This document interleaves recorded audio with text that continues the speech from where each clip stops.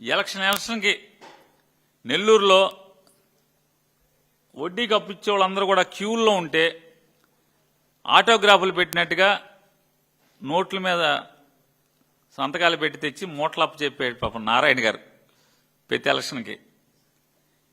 ఇవాళ నారాయణ పరిస్థితి, మంత్రి నారాయణ పరిస్థితి ఏంటయ్యా అంటే పగోడికి కూడా వద్దు అసలు. మామూలుగా అంత కుక్క సాగు చేస్తున్నాడు ఆయన.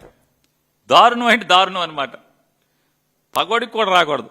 అంటే చంద్రబాబుని నమ్ముకుంటే, చంద్రబాబుని నమ్మితే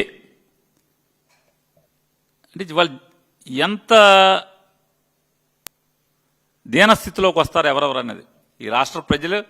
నారాయణ ఒకడే కాదు, ఈ రాష్ట్ర ప్రజలు కూడా పరిస్థితి కూడా అదే పరిస్థితి. అధోగతి పాలైపోవటమే. చంద్రబాబును నమ్ముకున్నాడు ఎవరైనా సరే అధోగతి పాలైపోతామే.